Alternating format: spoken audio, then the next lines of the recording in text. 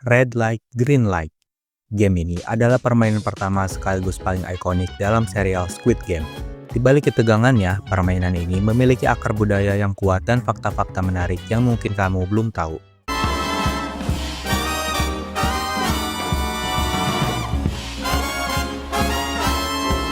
Aturannya sederhana, dalam versi Squid Game, pemain harus mencapai garis finish dalam waktu 5 menit.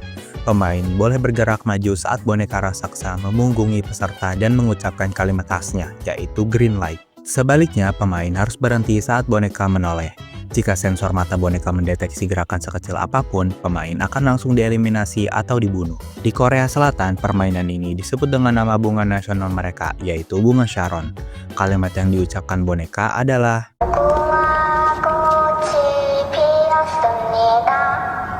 fakta menarik soal game ini adalah boneka anak perempuan bernama Younghae tersebut benar-benar ada.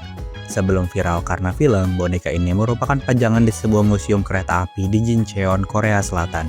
Setelah syuting selesai, boneka itu dikembalikan ke sana. Sugar Honeycombs. Di permainan ini, peserta diminta memilih salah satu dari 4 bentuk permen dalgona, yaitu segitiga, lingkaran, bintang, atau payung. Mereka harus mengeluarkan bentuk-bentuk tersebut dari kepingan permen gula tanpa mematahkannya sedikit pun menggunakan sebuah jarum kecil dalam waktu 10 menit.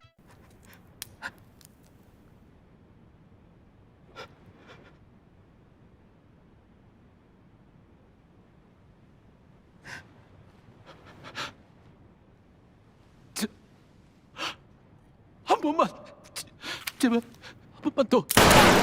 Di dunia nyata, anak-anak yang membeli permen ini dari pedagang kaki lima biasanya akan diberikan tantangan yang sama. Jika mereka berhasil, penjual akan memberikan permen gratis kedua sebagai hadiah. BTW, kalian tahu gak sih, adegan ikonik Gi-hun menjilat bagian permen agar lebih mudah lepas ternyata berasal dari pengalaman masa kecil sang sutradara Hwang Dong-hyuk. Ia mengaku pernah memenangkan satu permen gratis dengan cara seperti Gi-hun. Tug of War. Di Korea, tug of war atau tarik tambang disebut juldarigi. Ini juga telah ditetapkan UNESCO sebagai warisan budaya tak benda. Secara tradisional, juldarigi dilakukan untuk memohon panen yang melimpah dan hujan. Tali yang digunakan dibuat sangat besar bahkan bisa mencapai diameter 1 meter dan bentuknya melambangkan naga yang dipercaya sebagai penguasa air atau hujan. Saat syuting, para pemain tidak hanya berakting. Tim produksi menggunakan mesin penarik di ujung tali yang lain untuk memberikan beban nyata. Aktor Lee Jung Jae mengaku bahwa itu adalah adegan paling melelahkan secara fisik karena mereka benar-benar harus mengerahkan tenaga.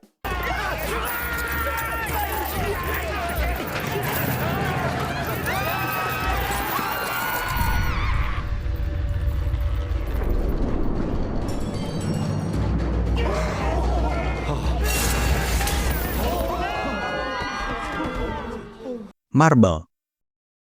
Menurutku, game ini adalah game yang paling sedih dan heartbroken banget di seri Squid Game. Game ini memaksa peserta untuk mengkhianati orang yang paling mereka percayai atau sayangi. 고마워. 나랑 같이 해줘서. Aturan dalam babak ini sebenarnya sangat bebas yang justru membuatnya sangat kejam. Awalnya para peserta diminta berpasangan. Banyak peserta yang memilih sahabat atau orang terdekatnya karena mereka mengira akan bekerja sama. Namun ternyata mereka harus bertarung melawan satu sama lain. Setiap pemain kemudian diberi 10 butir kelereng.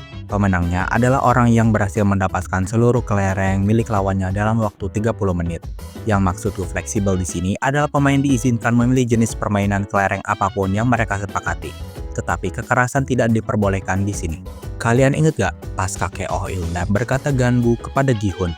Di Korea, geganbu adalah istilah kuno yang digunakan anak-anak saat bermain kelereng. Ini berarti teman baik, saudara seperjuangan, atau sekutu yang saling berbagi segalanya termasuk kelereng. Glass Bridge. Permainan ini berada di episode 7 Squid Game. Kalau Marble adalah permainan yang paling heartbroken, Glass Bridge adalah permainan yang paling menegangkan di series ini menurutku, karena faktor keberuntungan murni yang menentukan pemain akan dieliminasi atau tidak. Para peserta harus menyeberangi jembatan yang terdiri dari 2 jalur panel kaca. Di satu sisi ada kaca tempered glass yang kuat menahan beban hingga 2 orang, dan kaca biasa yang bisa langsung pecah jika diinjak. Yang membuat bingung adalah karena secara visual, kedua jenis kaca ini terlihat identik. Untuk urutan majunya, peserta harus memilih nomor urut sebelum mulai. Nomor 1-5 dipastikan hampir mati karena mereka adalah pembuka jalan, sementara nomor akhir memiliki peluang yang lebih besar. Pas aku riset, aku nemu sebuah hal yang menarik buat dibahas di game ini. Game ini adalah metafora sempurna untuk kehidupan kelas pekerja. Orang-orang di depan mengorbankan diri untuk membuka jalan, sementara orang-orang di belakang sukses karena berada berdiri di atas pundak atau pengorbanan orang-orang sebelumnya. Squid Game.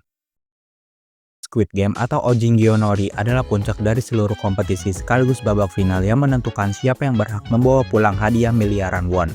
Berbeda dengan babak sebelumnya yang sangat teknis, babak ini kembali ke akar fisik yang brutal.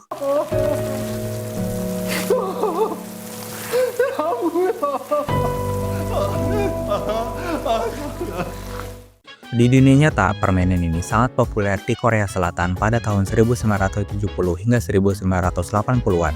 Permainan ini lagi-lagi dibagi menjadi tim, yaitu tim penyerang dan bertahan. Tim penyerang mulai dari lingkaran bagian atas dan harus mencoba melewati badan cumi-cumi untuk mencapai lingkaran di ujung lain.